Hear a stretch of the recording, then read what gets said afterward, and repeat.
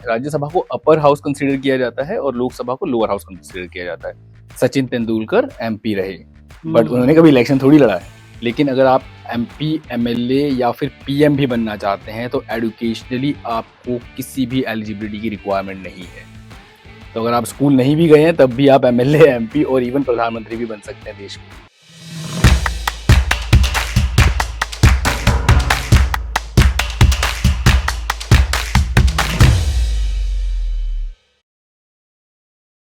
नमस्कार दोस्तों, जैसा कि हम सबको पता है कि हिंदुस्तान में अभी इलेक्शन की लहर है, तो आज हम कवर करने वाले हैं कि हिंदुस्तान में इलेक्शन कब से स्टार्ट हुए। तो चलिए आज के हमारे एक्सपर्ट मनोज भाई की तरफ ले चलते हैं आपको।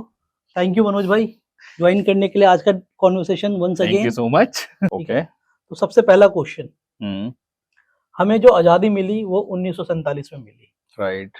लेकिन पहला इलेक्शन 1951 या 1950 में क्यों हुआ? ओके, तो ये सही है कि 1947 15 अगस्त को हमें आज़ादी मिली, लेकिन उसके बाद हमारे डेमोग्राफिक्स रेडी नहीं थे, इंफ्रा रेडी नहीं था, और इसके पास भी मल्टीपल रीजंस हैं कि क्यों नहीं हुआ पहला इलेक्शन उसी टाइम जब आज़ादी मिली। तो इलेक्शन करने से पहले एक उसका स्ट्रक्चर होना चाहिए था कि कैसे करवाना है, और उसके लिए हमें संविधान की जरूरत थी। और संविधान जो लागू हुआ वो हुआ 26 जनवरी 1950 में। ठीक है, अब लोगों को लगता है कि 26 जनवरी 1950 में सिर्फ संविधान लागू हुआ, लेकिन संविधान के अलावा पहले राष्ट्रपति डॉक्टर राजेंद्र प्रसाद जी ने 26 जनवरी 1950 को ही राष्ट्रपति पद की शपथ भी ली थी। ये बहुत कम लोगों को पता है। दूसरा चीज, सेम डे पे इलेक्शन कमीशन फॉर्म हुआ था। तो 1950 में सब कुछ हो गया, लेकिन उसके बाद भी जो फर्स्ट इलेक्शन ऑफ इंडिया जो कंसीडर होता है वो 1951 1952 में जो कंप्लीट हुआ वो हुआ। अब उसके बाद इलेक्शन कमीशन फॉर्म तो हो गया, लेकिन उनके पास काम बहुत ज्यादा था। मैपिंग करनी थी, कॉन्स्टिट्यूएंसीज डिवाइड करनी थी, पूरा एरिया जो भी क्षेत्र था कितने लोग हैं उसको डिवाइड करना था, और हम इंफ्रा से रेडी नहीं थे कि हम इलेक्शन करवा पाए। और फिर वो पेपर फॉर्म पे इलेक्शन जाके 1951 1952 में कंप्लीट हुआ, और ये रीजन था कि हम इंफ्रा से रेडी नहीं थे, और भी मल्टीपल चीजें हैं, और इसलिए हमारा जो फर्स्ट इलेक्शन हुआ 1951 1952 में हुआ। अनदर थिंग जो लोगों को पता होनी चाहिए, उस टाइम पे अगर मैं बात करूं तो 1900 प्लस कैंडिडेट्स ने इलेक्शन के लिए नॉमिनेशन दिया था। तो आजादी मिलने के जस्ट बाद भी लोग अवेयर थे कि हाँ इलेक्शन होने वाला है और हम उसके लिए अपना एप्लीकेशन नॉमिनेशन फाइल कर सकते हैं। साथ ही साथ 17 करोड़ के आसपास थे वोटर्स जो एलिजिबल थे वोट करने के लिए, पर हमारा जो वोटिंग परसेंटेज है वो इलेक्शन के मतलब इंडिपेंडेंस के जस्ट बाद से ही बहुत अच्छा नहीं था। आज तक भी आप देखते हो 60% के आसपास होता है, उस टाइम पे 45% के अराउंड था सिर्फ। चलिए, अब मेरा अगला क्वेश्चन आपसे ये है कि हमारे हिंदुस्तान में 2 सभाएं हैं, राज्यसभा और लोकसभा। तो किसी एक ऐसे व्यक्ति को जिसको इसके बारे में बिल्कुल भी नहीं पता, उसको आप सिंप्लीफाई करके कैसे बताना चाहेंगे कि लोकसभा और राज्यसभा में अंतर क्या है? ओके, सो लोकसभा इंग्लिश में जो कि नॉर्मली हम बोलते हैं कि पार्लियामेंट, और अगर हम बात करते हैं राज्यसभा की तो राज्यसभा नॉर्मली पार्लियामेंट का ही पार्ट है, बट अगेन यहाँ पे 2 हाउसेस हैं। राज्यसभा को अपर हाउस कंसीडर किया जाता है और लोकसभा को लोअर हाउस कंसीडर किया जाता है। अपने अपने अलग अलग मेंबर्स होते हैं। अब डिफरेंस क्या है, लोकसभा के जितने भी मेंबर्स होते हैं they are elected by people of India, तो वोटिंग से आते हैं। ठीक है, राज्यसभा थोड़ा सा अलग चलता है। राज्यसभा में नॉर्मली हमारे पास अभी 250 सीट्स होती हैं, और लोकसभा में हमारे पास इस टाइम पे है 543 सीट्स। ठीक है, इलेक्शन चल ही रहा है।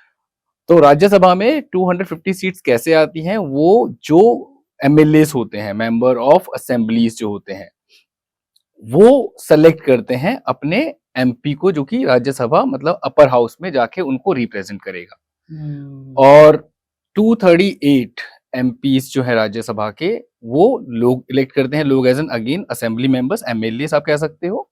और जो बाकी के 12 जो एमपीज रह जाते हैं वो इलेक्ट किए जाते हैं राष्ट्रपति के द्वारा, और वो इलेक्ट किए जाते हैं basis their contribution to the society.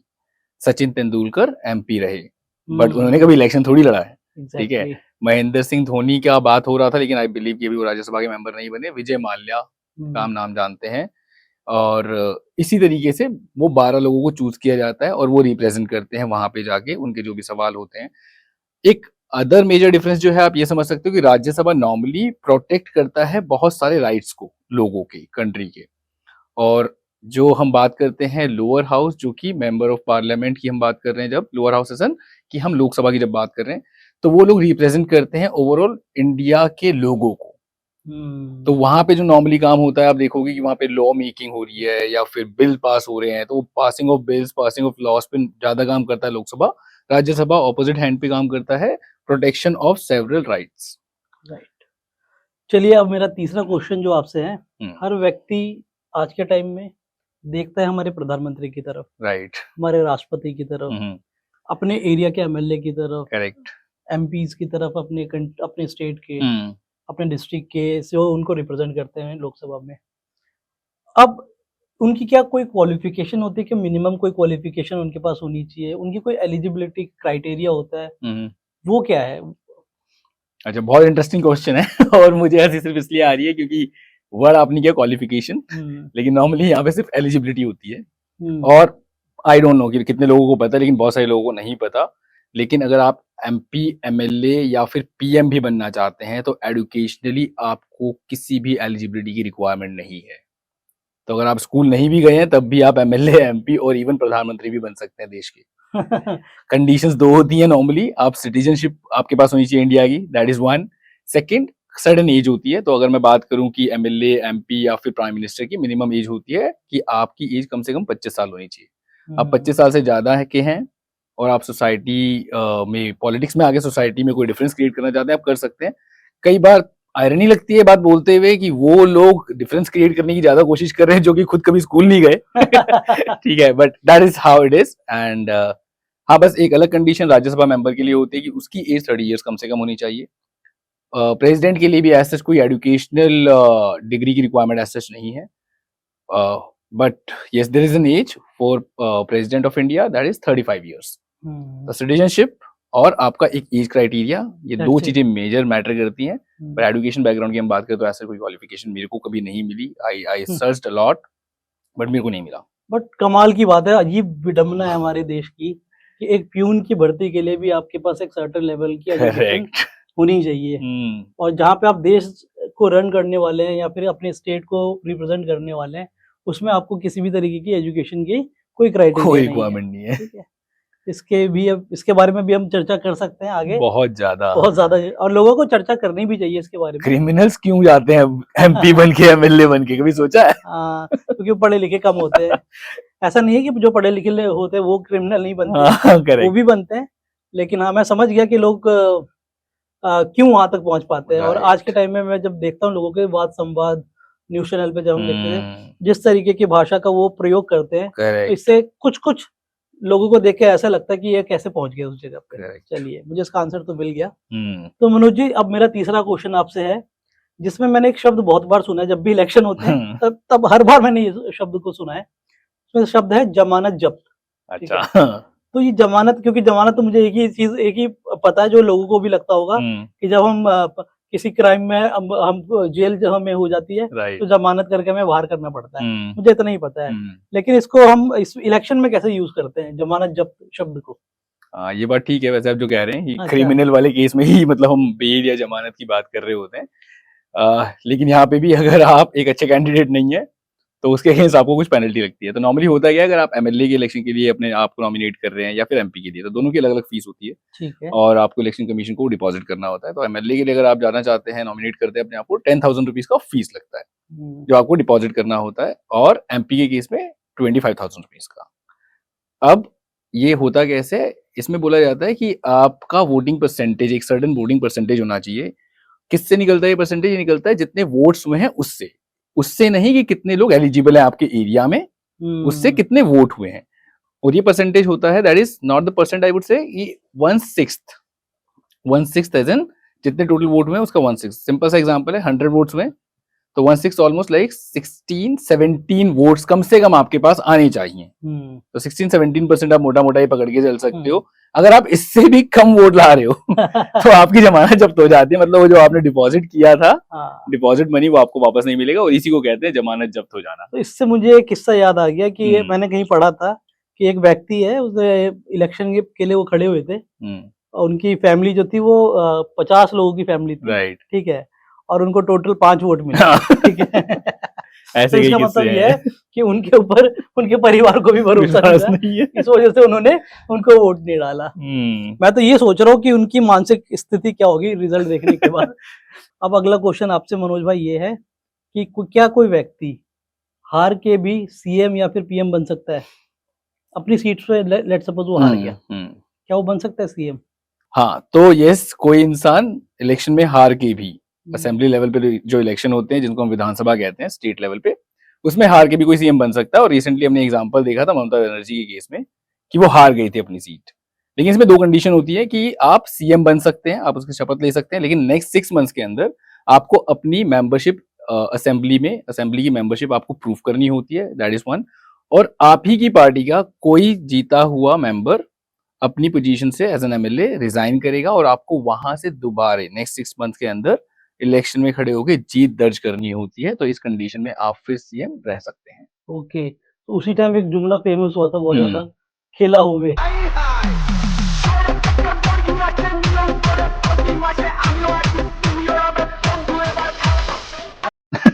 खेला होवे उस टाइम बहुत फेमस हुआ था। बहुत फेमस हुआ था। जब बात निकली है वेस्ट बंगाल की, तो मैं वेस्ट बंगाल की राजनीति के बारे में थोड़ी बात कर लेते हैं, बिल्कुल, है ना। वहाँ पे एक पर्टिकुलर पार्टी है जिसका दबदबा हमेशा से बरकरार रहा है, ठीक है। काफी टाइम दीदी का नाम आपने अभी लिया ही है। बिल्कुल।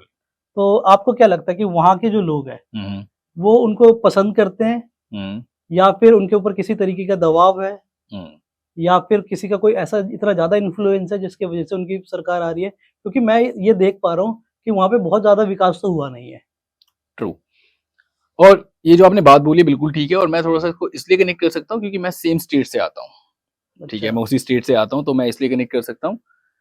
एक टाइम पे कोलकाता कैपिटल होता था इंडिया का, और अगर हम आज दिल्ली की प्रोग्रेस और कोलकाता की प्रोग्रेस को चेक करें तो बहुत डिफरेंस है। हाँ, अब लोग कहेंगे कि इसमें यार आपकी ज्योग्राफी का डिफरेंस है कि छोटी है दिल्ली और कोलकाता बहुत बड़ा है। Yes, there are multiple reasons, लेकिन कहीं ना कहीं लगता है कि जितने भी लोगों के पास पावर आई उन्होंने शायद उसको उस इंटेंशन से यूज नहीं किया जिस इंटेंशन से नॉर्मली डेवलपमेंट के लिए करना चाहिए था।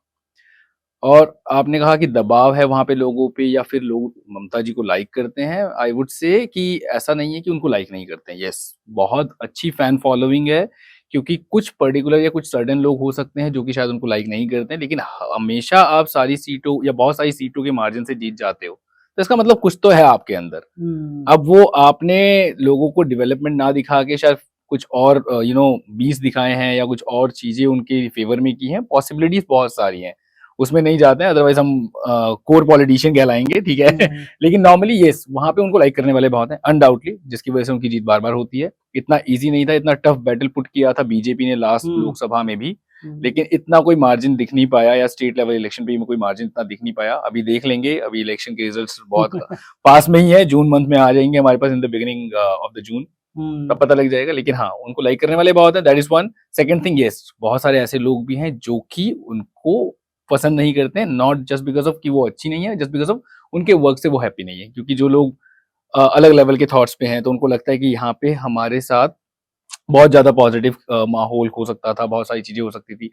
इलेक्शन वहाँ पे हमेशा क्वेश्चन मार्क रहा है, क्योंकि वहाँ पे बॉम्बिंग हो जाती है, छोटे मोटे लेवल पे हमेशा बम फूटते ही रह जाते हैं, ठीक है। तो बहुत बड़े बड़े क्वेश्चन है, पर लाइक करने वालों की संख्या वहाँ पे जरूर है, इसका कोई डिनायल नहीं कर सकता, इवन कोई भी नहीं बोल पाएगा कि नहीं कि सब हेट करते फिर भी वो जीत रही है, ऐसा कुछ नहीं है। तो बॉम्ब की बात आपने किया, हो सकता है कि खुशी में लोग बॉम्ब फोड़ते हैं। हाँ, लेकिन उस खुशी में होता है क्या है ना कि एक आधी फैमिली के मेंबर को कुछ ना कुछ प्रॉब्लम हो जाती है उस बॉम्ब से। या फिर बैलेट बॉक्स जो है वो उस पर कुछ ना कुछ इन्फ्लुएंसिंग बहुत सारी चीजें करने की कोशिश, पोलिंग बूथ कैप्चर करने की भी मैंने बहुत सारे इंसिडेंट सुने हैं। क्या ऐसा होता है? पॉसिबल आज भी है ये, और स्पेशली मैं सिर्फ एक स्टेट को नहीं बोलूंगा इस चीज के लिए, एनी स्टेट इन इंडिया जिसकी भी गवर्नमेंट है, whether it's like the bigger party और द स्मॉलर पार्टी, अगर उसकी गवर्नमेंट वहां पे है ना तो उसका इन्फ्लुएंस वहां पे है, ये आपको समझना पड़ेगा। और ये बहुत प्रूवन है, क्योंकि नॉर्मली स्टेट की पुलिस उस स्टेट के सीएम को ही रिपोर्ट कर रही है, राइट। दिल्ली को छोड़ देते, सेंट्रल वाली कहानी अलग है। तो अब आपके ऊपर सारी मतलब चीजों की जिम्मेदारियां हैं, और सबसे बड़ी बात सारी चीजें आपके कंट्रोल में है, तो इन्फ्लुएंस करना आपके लिए कोई बहुत डिफिकल्ट टास्क थोड़ी है। और ऐसा नहीं है कि मतलब तभी होता था जब ईवीएम नहीं था, ईवीएम के केस में भी बहुत सारे केसेस हमने सुने हैं, और आई एम श्योर कि होता होगा, क्योंकि हर चीज को आप र्यूमर बोल के टाल नहीं सकते। सही बात है। और अब बात करते हैं उनके नेबरिंग स्टेट्स की। बिहार की बात कर लेते हैं थोड़ी। बिल्कुल। बिहार की राजनीति जो है वो सबसे अलग चलती है। बिल्कुल। जब बीजेपी की धूम चल रही थी, लहर चल रही थी हर जगह पे, वहां पे आपने देखा है कि बीजेपी का क्या हाल हुआ बिहार में। बिल्कुल। उनके मुख्यमंत्री जो बहुत ज्यादा ही कंट्रोवर्शियल मुख्यमंत्री रहे हैं अभी तक के, लोग उनको दल बदलू कुमार भी कहते हैं। करेक्ट। ठीक है, आपका क्या टेक है उनके ऊपर, क्या कहना चाहेंगे उनके ऊपर आप? नीतीश कुमार जी से एक चीज तो मेरे को समझ में आती है हाँ, कि वो इंसान पावर में रहना चाहते हैं हमेशा।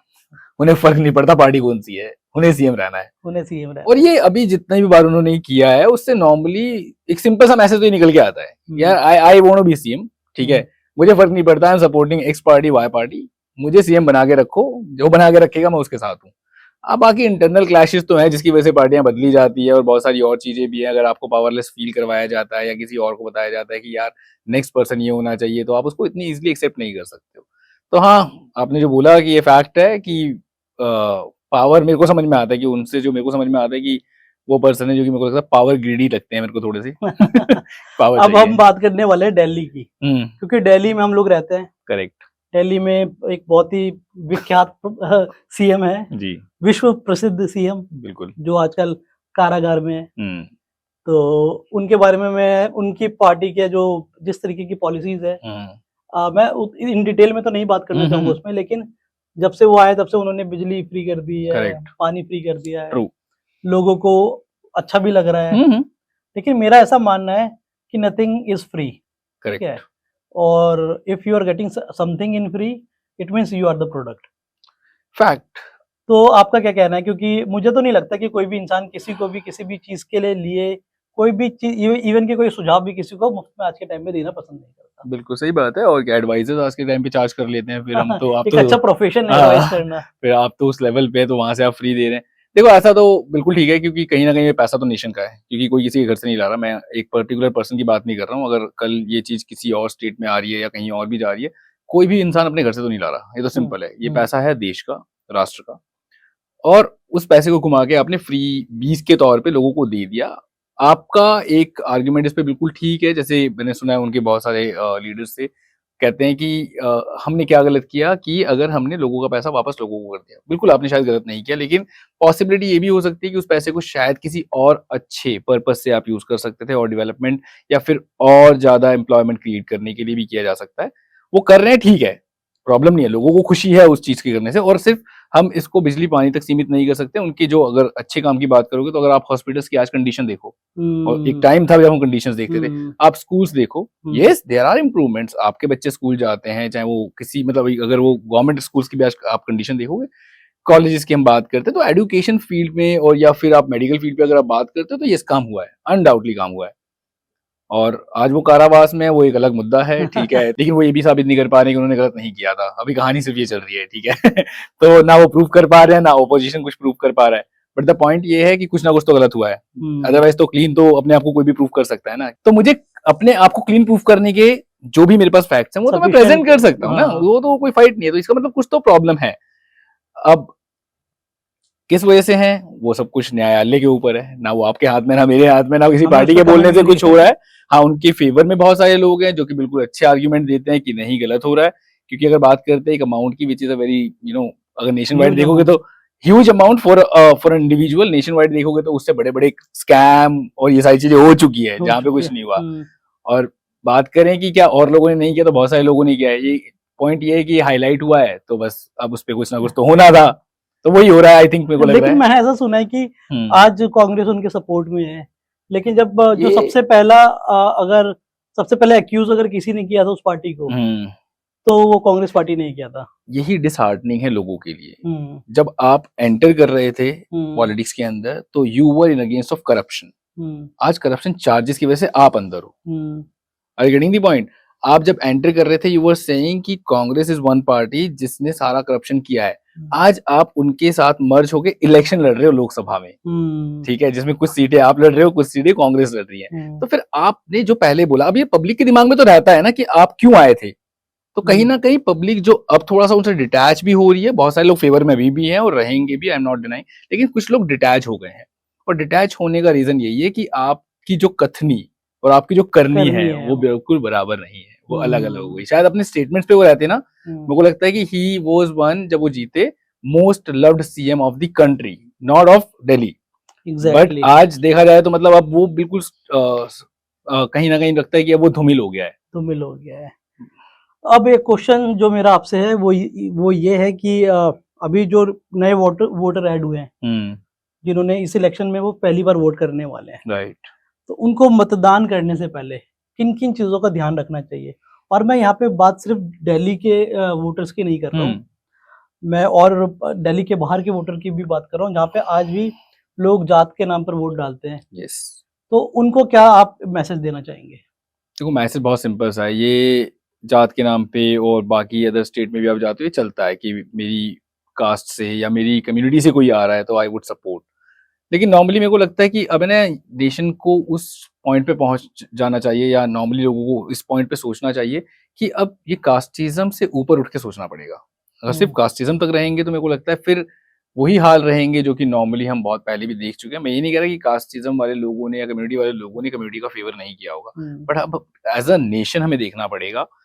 अभी I was looking at the manifesto, hmm, ठीक है, बीजेपी का, सीपीआई का और कांग्रेस का, ठीक है। खैर बहुत सारे इसमें भी ऐसे पॉइंटर्स हैं जिसमें बहुत सारी चीजें उन्होंने बिल्कुल फाइनलाइज करके नहीं प्रेजेंट करी हैं, लेकिन हाँ कुछ चीजें। एक कंट्रोवर्शियल जो मेरे को लगा, अगर आप जो मैंने मैनिफेस्टो को ओवरलुक किया, उससे मुझे एक चीज समझ में आई कि बीजेपी का जो मैनिफेस्टो है वो कंप्लीटली हिंदू विचारधारा पे चल रहा है, ये फैक्ट है। और आई बिलीव सबको पता भी है, इसमें कुछ छुपने और छुपाने जैसा है नहीं। अगर आप ये देखोगे तो मतलब मेजोरिटी को फेवर कर रहा है इस टाइम पे बीजेपी, क्योंकि मेजोरिटी आपको पता है कि इंडिया में किस का है, तो हिंदूज का ज्यादा है। और माइनॉरिटीज प्रो मैनिफेस्टो आपको मिलेगा सीपीआई का और कांग्रेस का। इवन सीपीआई के मैनिफेस्टो में एक पॉइंट था दैट आई वाज रीडिंग, उसमें क्लियरली लिखा हुआ भी था, if they come in the power तो व्हाट दिल डू, द एब्रोगेशन ऑफ 370 जो अच्छा, बीजेपी गवर्नमेंट लेके आई है, दे वुड रिमूव इट। अच्छा, ये उन्होंने अपने मैनिफेस्टो में मैनिफेस्टो डाला में हुआ डाला है, हुआ है। ठीक है। तो उनका मैनिफेस्टो में ये है, तो आप वो देखोगे तो प्रो माइनॉरिटी आपको मैनिफेस्टो दिखेगा कांग्रेस का और आपका सीपीआई का। और अगर आप इसको देखोगे बीजेपी वाले मैनिफेस्टो को, तो आपको इसमें दिखेगा कि ये they are favouring the Hindus. और that is okay. For fact, I am not saying कि सिर्फ हिंदू है, मैं केवल एक पॉइंट की बात कर रहा हूँ।